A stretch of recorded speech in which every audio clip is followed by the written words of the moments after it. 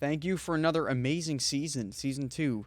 What It's what over. what an incredible season too, just with the movies and also, you know, what are we at? 70 subscribers now? Yes, we've grown. I think we had like 30 at the end of last season. Oh yeah, it was insane. And we got two balls thrown at us. One, they wanted to do us an April Fool's episode, and we had a ridiculously big project we had to do recently. And we had a So, new segment with Dan this We season, do. which I think was a lot of fun. It's added a lot to Yeah. the show.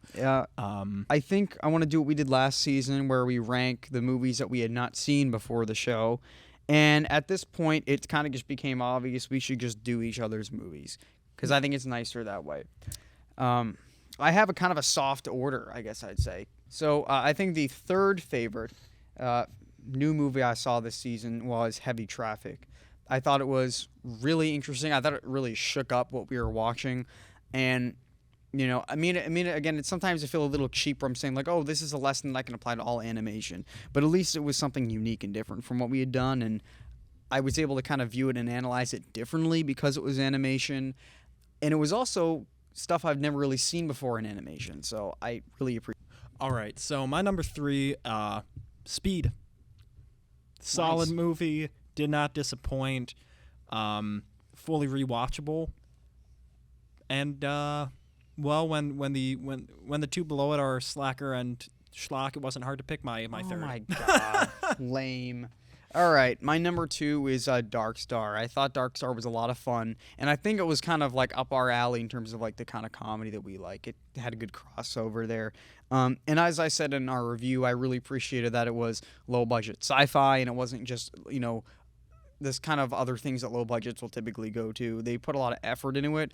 And I think it's probably the most like passion project merited kind of film we've ever done. I mean, they seem to have a lot of fun with it when they made it, and I have a lot of respect for that. And it was just funny.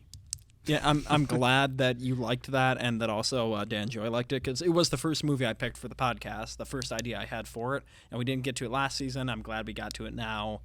Glad it didn't disappoint. Yeah. My number 2 is A Clockwork Orange. I had heard about this movie for years, never saw it, and yeah, it's a classic for a reason.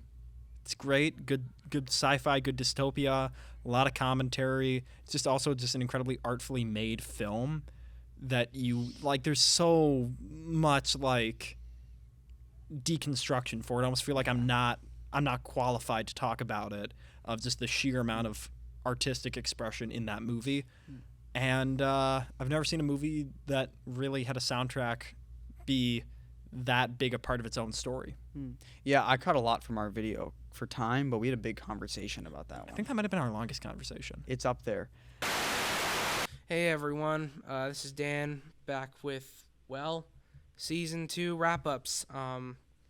So we had a decent amount of films altogether, and I want to mention my top 3 favorites. Specifically, it's my section, so I'll talk about the sound qualities and music qualities and what else I just want to mention that makes them really good in my opinion. I think my number 3 is Schlock. Why? It's funny as hell. Every bit of sound in it is used to the comedic purpose. It's also done very poorly, and like I said, has a lot of dumb comedy, and that's honestly what makes me laugh.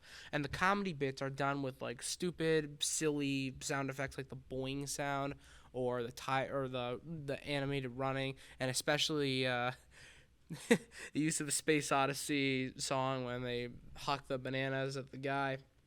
That had us all laughing. It was great. And that's really what that movie was about, despite being cheap. That's what makes it good.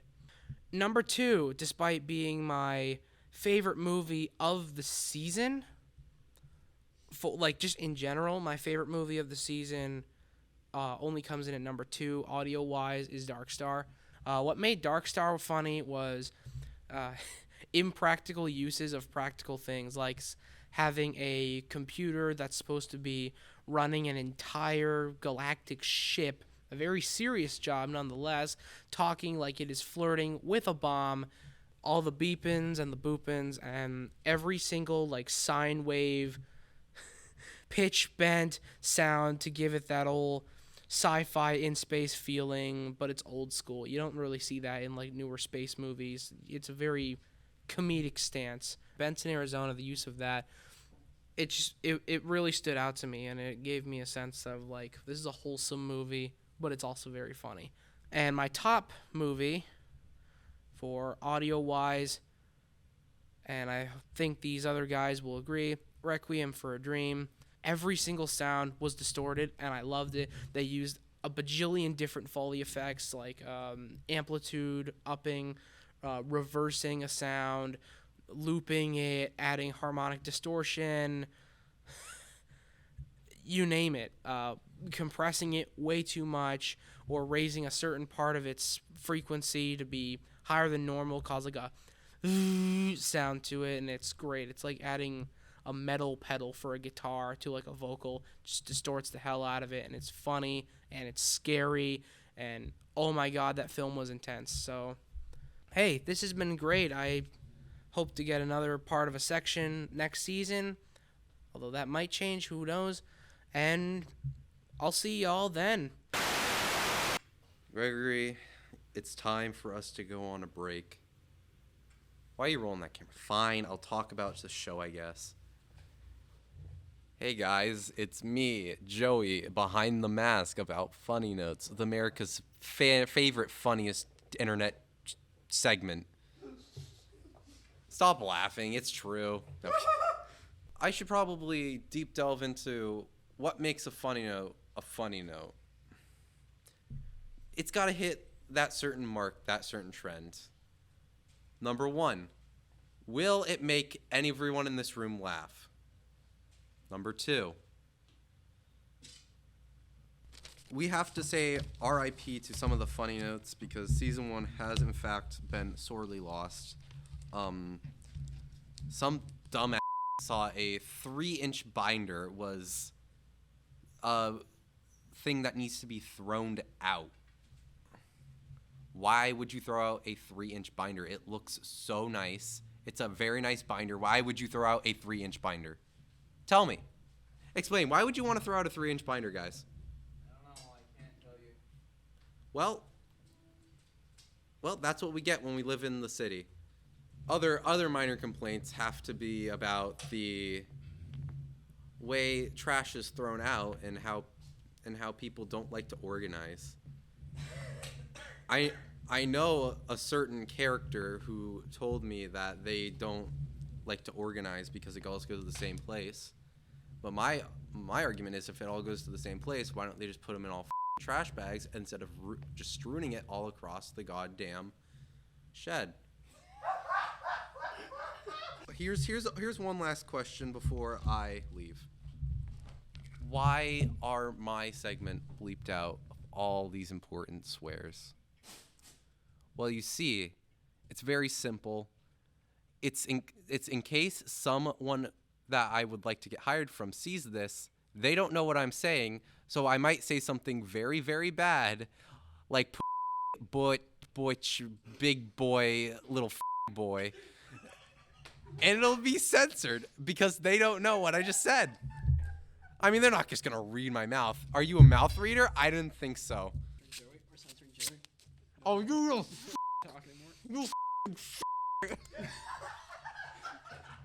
Hope you like this season, and here's to higher quality, higher budget, and I give Ryan so many ideas that I cry after, like, the end of the summer. Goodbye.